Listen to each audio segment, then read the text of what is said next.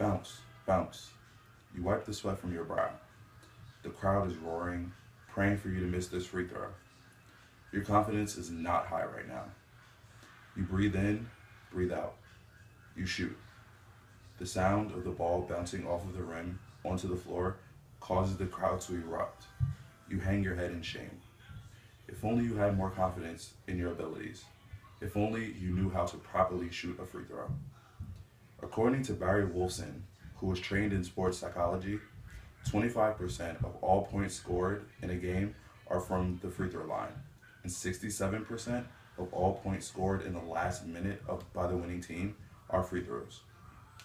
That's a lot of pressure to being put on you to succeed. There's nothing that can really be done about the nerves, but knowing the proper technique can certainly help in this situation.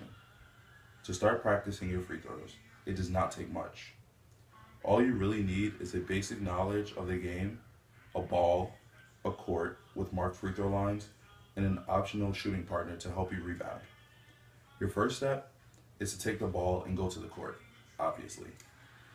According to Austin Smith, ex-high school power forward, it is important to practice consistency. Practicing with an appropriate size basketball and with a regulation height basketball is key. The next step is to identify the center mark on the free throw line. It is crucial to maintaining the consistency of each shot that you take.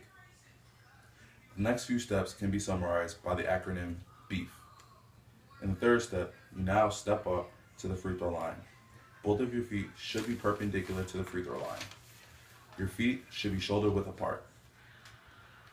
Your foot that's on the side of your dominant hand should be a few inches ahead of the other.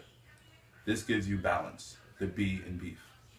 The next step is kind of a break in the action. Your pre-shooting routine helps to calm your nerves.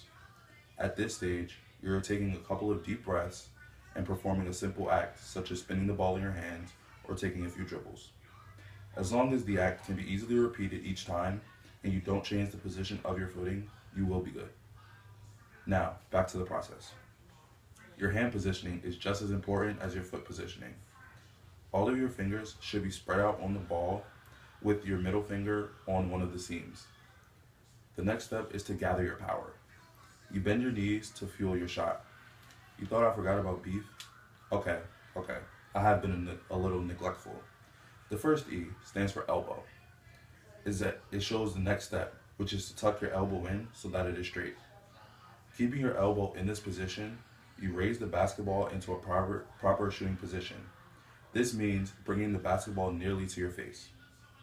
Your dominant hand should be directly under the ball with your non-dominant hand resting on the side. The second E stands for eyes. This means focusing on your target. Your target should be the middle hook on the back of the rim. You should focus your eye on your dominant hand side especially.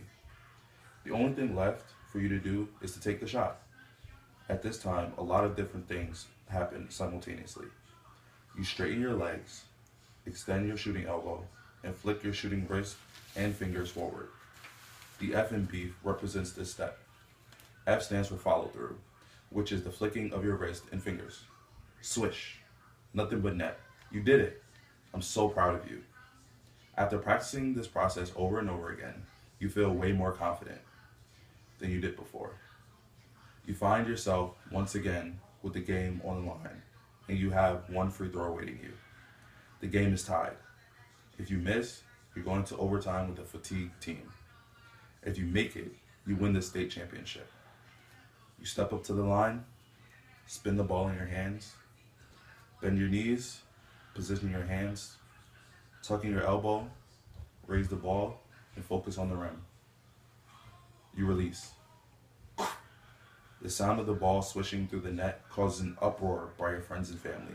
You did it.